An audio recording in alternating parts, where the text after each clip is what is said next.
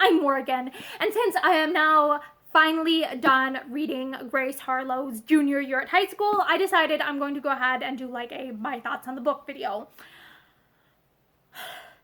I didn't like it. Like, I'm going to be very real. I didn't like it, and I'm going to explain to you my like complaints about the book. I would describe Grace Harlowe as a Mary Sue. A Mary Sue is a character who is overly perfect and lacks flaws. And the reason that this is a problem is because there's really no room for character growth. Grace Harlowe is more or less the same person at the beginning of the book as she is at the end of the book. So not a lot really changes with her. And it feels like all of the conflict in the book, it's primarily coming through other characters. So Grace Harlowe is like, yeah, she's doing a lot of things in her community and stuff, but it doesn't really make for a very good storytelling. It feels like Eleanor Seville is the one who is moving the story along, because Eleanor's like actually doing things. But otherwise, like Grace Harlowe, it feels like she's meant to be some sort of model character of like, oh, this is who the ideal girl is. But it's like she lacks human flaws. She's not very entertaining to me, and I feel like she doesn't change a lot. She's not a dynamic character. And she's also very like self-sacrificing. To the point where it's like, it feels like her entire personality is just to be like an idealized archetype of what a woman would have been, like what a good woman would have been considered to be in this era. Like, I didn't really find her to be three-dimensional and human. So I don't like the protagonist. There's also the issue that it was really difficult to assign like personalities to most of the side characters. I wonder if part of that is that many of these characters were introduced in previous books, apparently, because Grace Harlowe's junior year at high school, this is not the first book in a series. This is a book kind of in the middle of the series. So there are characters who I was, like, if I'd read the other books, I would probably know more about who they are. But as someone, like, starting off on a book in the middle, it's like, I don't really, like, I had trouble, like, trying to figure out, okay, what's the difference between, like, Jessica and Nora? Like, how are they different as people? Like, and Marion and Miriam?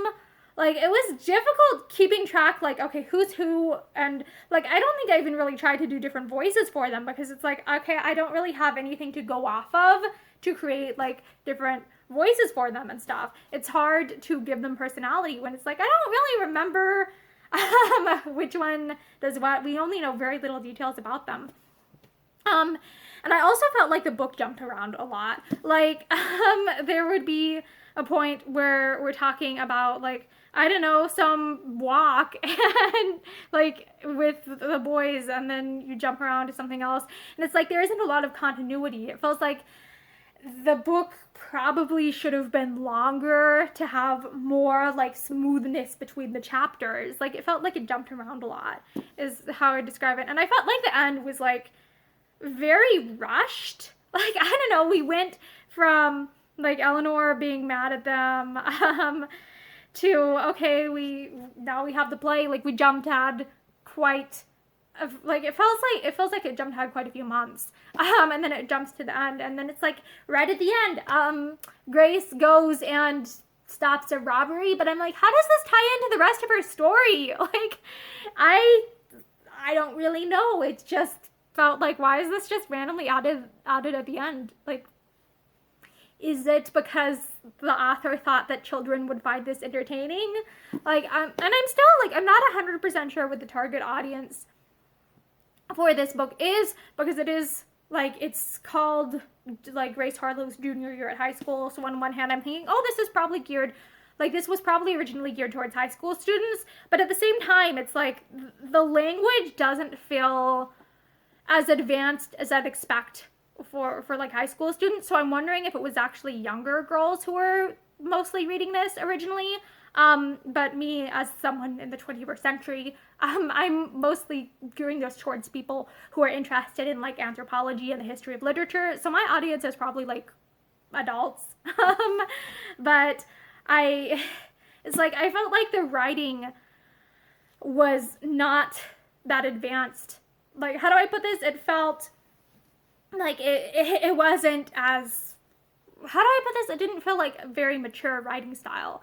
And I also, another thing that I thought was weird is like sometimes there would be like these breaks between chapters where it would be a new section, but then there were occasionally times when it just didn't have that. So I wasn't sure, is this supposed to be like just the like, how do I put this? Like the Phi Sigma Tau here before it starts the chapter. I'm trying to figure out, is this supposed to be separating sections, or is this just introducing a new chapter? And if so, why do some chapters have that at the beginning but not others? So that was confusing to me. And I also am kind of wondering some of the choices about the book itself. Like, how do I put this? Like, towards the beginning, I think in the book itself, it doesn't actually have the copyright date written, but I found out from looking online that it's from 1911. So I'm like, is this like one of the most professional publishers in the world? I'm kind of deducing from that maybe it could have just been a situation where it's like the publishers didn't really care, rather than it being an intentional choice on the author's part whether or not to put the different sections or whatever. Yeah, so I'm just thinking it wasn't like the most professional book in the world, and I've read other books from the era, and I mean, let me be fair, one of Ruby M. Ayers' works had like two, like one of the chapters was like labeled wrong. So like two of the same chapter. So, sorry, chapter number. So it's like, I do get that sometimes from this era, there are like weird little continuity things that can happen. Yeah, I felt like Grace wasn't a very relatable character. And I don't know, like it doesn't, how do I put this? I don't feel like I'd want to buy any other books from the series based off of this book.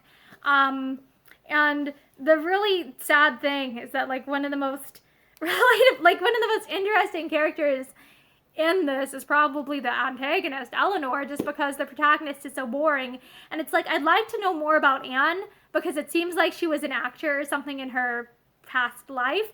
But apparently this was covered in a different book, so we don't really see anything about that. And so yeah, I didn't think this was very good. Honestly, I would not recommend this book. And I also, like, unless you're wanting to try and better understand what some of the attitudes and of that era were, because there was this like random time in the book where there were these boys who they were friends with who put on a play that was like anti-suffragette, where they were mocking suffragettes. And that was one of the things in this that I'm like, what the heck? Like, that was probably, unfortunately, one of the more entertaining parts of the book, just because it's like, that actually elicited emotion in me, whereas most of the book didn't. And I don't know, like, I felt that that was something that did not age well at all. Like, honestly, this book, like, clearly with works from the early 20th century, sometimes things in them do not age well at all. But I was kind of surprised to see something that offensive in something that seems so innocuous. Like Grace Harlowe's junior year at high school. That sounds like, oh, this should, at the very least, not be anti-feminist. Like, it's clearly as a female protagonist written by a woman author, but then it just had this, like, message in the middle of it that seemed to be conveying that, like, that the author doesn't respect suffragettes. So, yeah. I'm just trying to think of anything else to say about this book, because I didn't think it was that good. I didn't find it that entertaining, and it was hard being, like, enthusiastic for it. I don't like it that much. I'm sorry if you suffered through this with me. Oh, the one thing I will say, at least it did not romanticize kidnapping. In that way, it is still better than one of the other books I've read on this channel. So it could have been worse, but I just didn't like it that much. So yeah, I hope that you're having a great day and that you return soon, hopefully to hear a more entertaining book reading series on my channel in the future.